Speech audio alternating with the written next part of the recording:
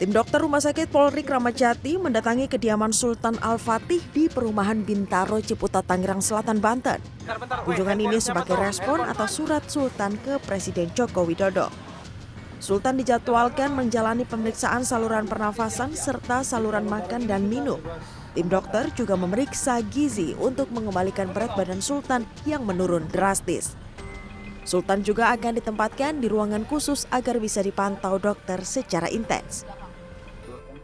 Sementara ini yang tadi saya dengar dari Pak Kapus Dokes, Pak Jenderal Asep, itu disampaikan bahwa akan fokus di penanganan gizinya dulu, karena memang itu jadi dari fokus Polri.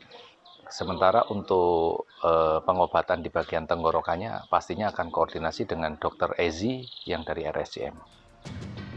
7 bulan lalu Sultan tersangkut kabel optik yang menjuntai di Jalan Raya Antasari, Jakarta Selatan. Ia mengalami kerusakan di bagian leher, urat nadi utama, hingga paru-paru yang tidak mengembang. Sultan juga tak lagi bisa berbicara. Ia juga mengandalkan bantuan orang tuanya untuk makan dan minum melalui selang hidung. 7 bulan pasca kecelakaan, orang tua Sultan tidak mendapat titik terang dan pertanggungjawaban dari pemilik kabel optik. Kuasa hukum Sultan pada Rabu 2 Agustus lalu sempat mendatangi Polda Metro Jaya. Pihak perusahaan pemilik kabel sempat mendatangi keluarga Sultan dan menawarkan sejumlah uang, namun ditolak. Ini bukan soal uang, rekan-rekan. Saya butuh uang, betul. Tapi sekali lagi ini bukan soal uang. Ini soal keadilan yang fair. Jangan sampai saya dianggap merampok ataupun memeras beliau-beliau. Tidak, saya orang kecil. Tapi saya juga tidak ingin beliau datang dengan menghina saya dengan uang sejumlah itu. Tim kuasa hukum PT Bali Tower Indo memberikan klarifikasi terkait kasus Sultan. Menurut pengacara PT Bali Tower Indo Sentra, Magdir Ismail, kliennya baru mengetahui korban terjerat kabel menjuntai pada Mei lalu.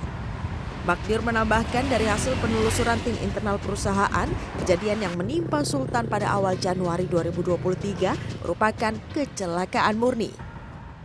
Kejadian yang terjadi itu baru diketahui sesudah ada komplain karena internet tidak bisa digunakan, karena internet mati.